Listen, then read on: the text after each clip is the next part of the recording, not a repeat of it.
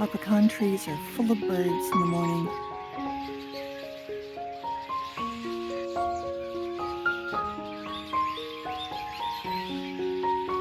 They think it's spring.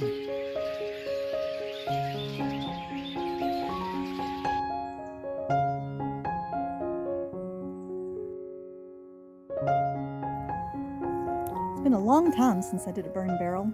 This is the end of January, and it is a gorgeous Sunday afternoon. Absolutely beautiful. Oh, high 60s, teeny little bit of wind, blue skies, a few clouds. There's the moon up there. Anyway, and I came out here because it is January in a little turtleneck sweater and some sweatpants and socks and boots, and it was so hot I had to pull my chair over here and sit in the shade because it's so hot at the end of January. And then I just took my boots off, and I'm going to take my socks off because my feet are kind of sweaty at the end of January outside. For those of you who live in colder places, I know this may sound lovely. This feels like if I lived in Iowa again or Massachusetts again, this would be like a day in May, maybe April. Boy. But it feels nice to have free toes outside at the end of January. So we're tidying up stuff in the barn lot, getting some branches up off the ground, taking care of them.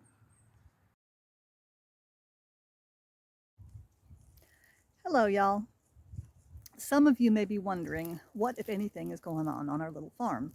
If you're new here, we have almost 4 acres of a big pasture, about 17 pecan trees, some pine. We don't really do much with it.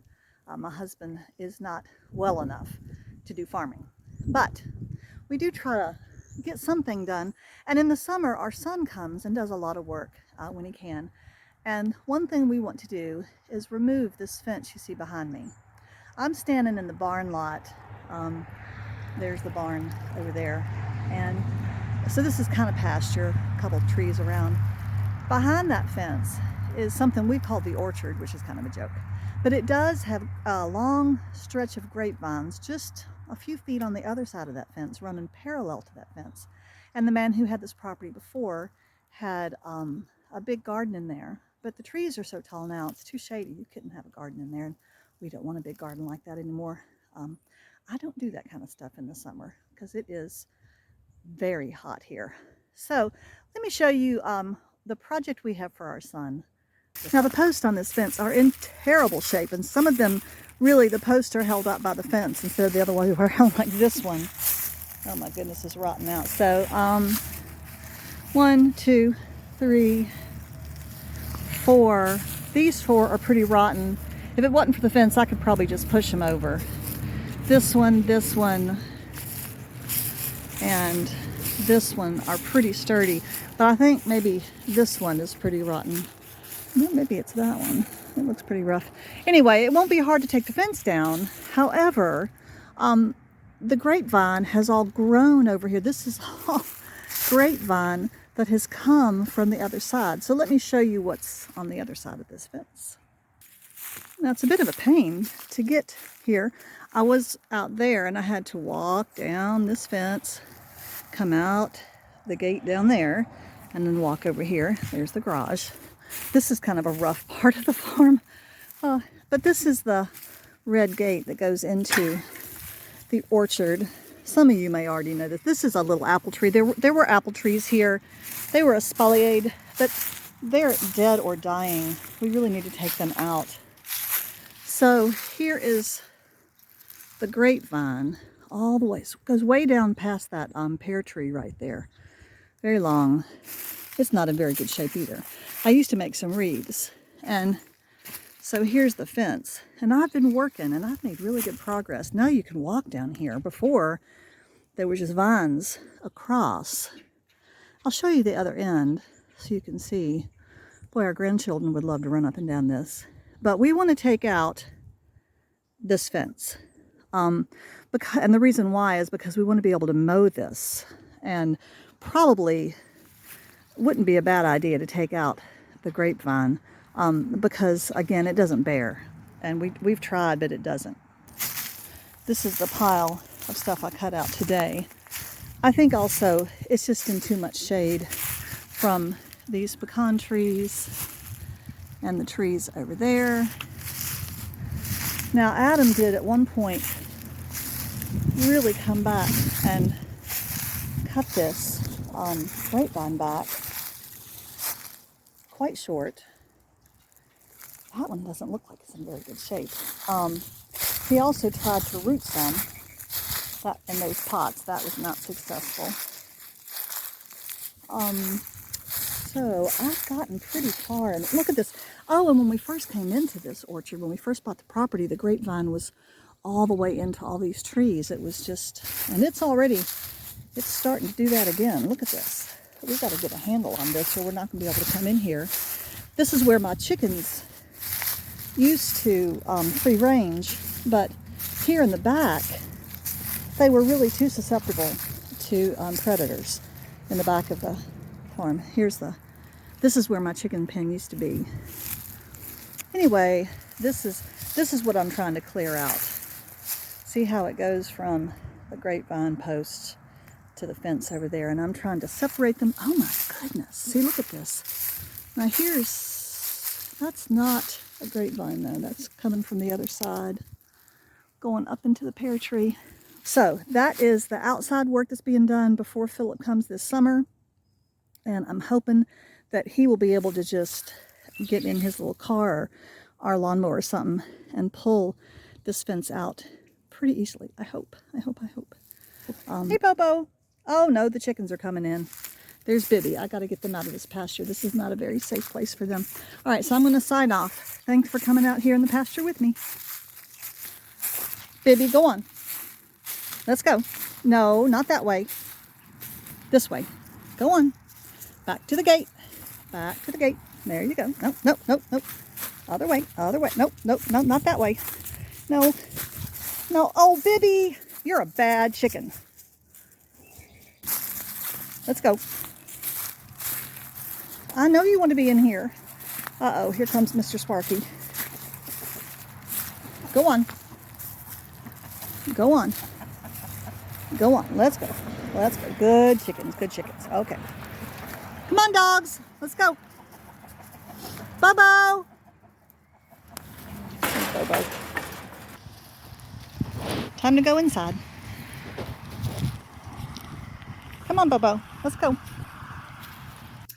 Hello, everybody. Well, I'm back in the studio, of course. You see my quality control officer over there. Usually he's sleeping on the job. But I wanted to share with you something that came today. Oh, it's heavy and big. This is a box that came for me. Look. Isn't that amazing? It is so heavy. This came from one of you out there. And if you read the comments, you probably know who sent this to me. And I want to thank her. It was incredibly kind to think of me to send a package to across the country.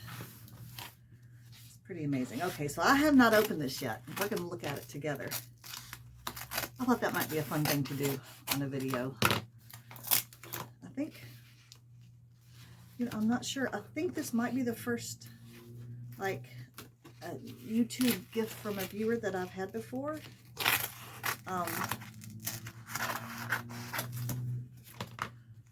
No, I don't want to say that in case it's not. And one of you has sent me something before. I can't remember.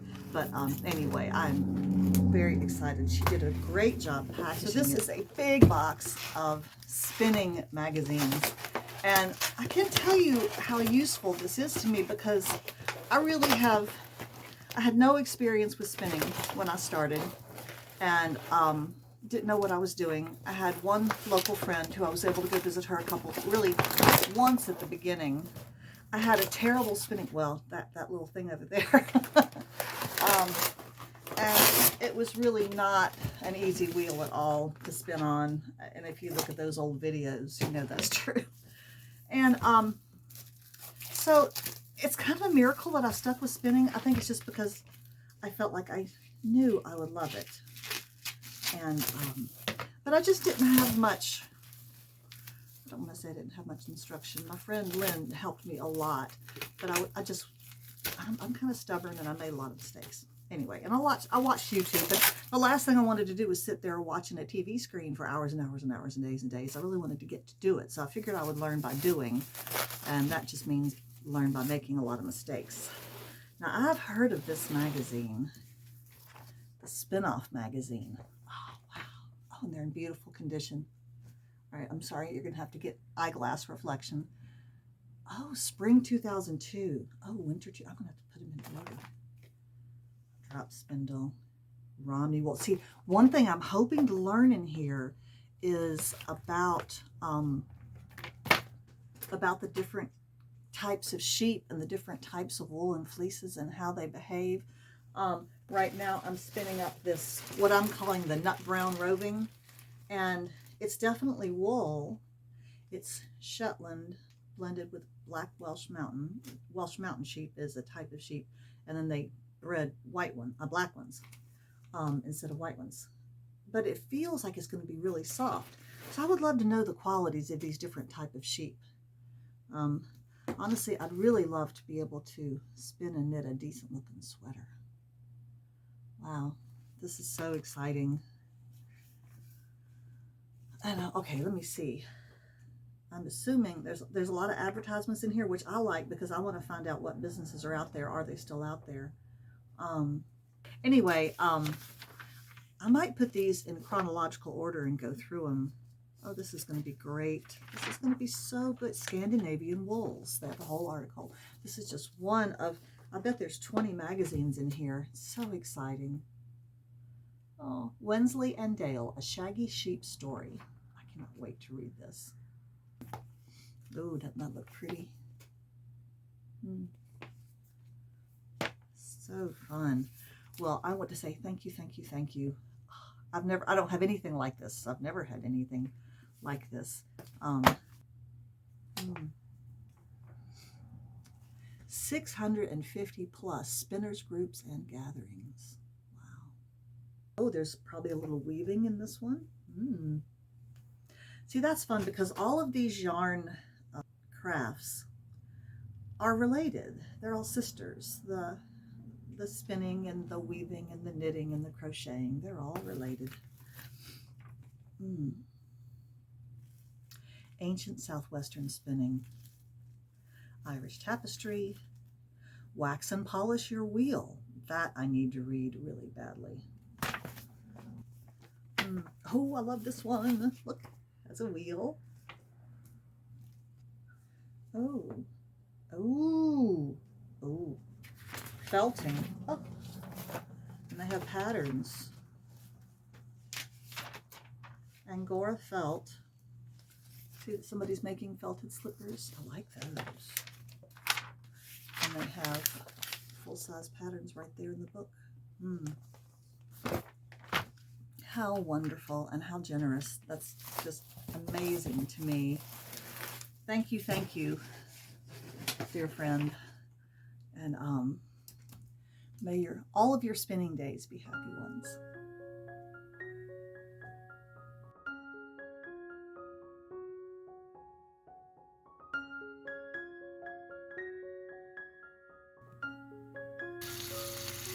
So this little recipe is called something like creamy garlic chicken with bacon or something. And I made this, last week or something. I just thought I'd share it with you. You brown up the bacon. You want it kind of not fatty, you want it crispy. And then you're going to put it to the side. And then you get some boneless chicken thighs. At least that's what the recipe called for. You could probably use any kind of chicken. And you brown it in that same, well, this might be a different skillet. And then you set it aside. But you don't want to cook it all the way through, just kind of brown it. Then you get some onions. Now this, I think it's a shallot. Adam eats shallots. And you're going to put them in the same chicken pot after you take it out. And you're going to, I think that's olive oil in there. And you're going to brown them and soften them. Oh, isn't that a pretty towel? I thought I wanted to show that to you. And so they're getting soft. You could also put some garlic in there. Adam can't really eat garlic right now. Or onions. You can eat shallots, but I would do that. And then you're going to add some chicken broth. Now, not a ton, just a little bit. You're going to try to make a gravy. It's nice and bubbly, and then you throw the bacon back in. Now, in another pot, I am boiling some noodles.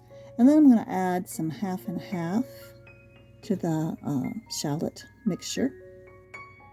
And I'm going to get out some really nice Parmesan cheese, not the kind in the sprinkle container, but the kind that you grate on. This is a little bit of cornstarch and some cold water to help thicken it up. Now at this point, I think I stopped filming because it got stressful. So here is the finished one. It's got spinach in it and it's also got tomatoes. And it was very, very yummy.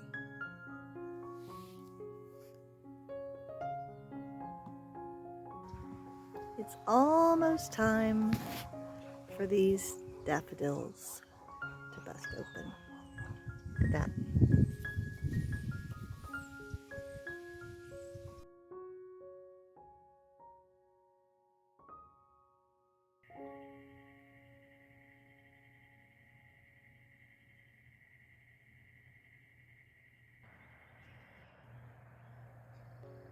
Thanks for watching, everybody. It's been great having you here. I'll see you next time.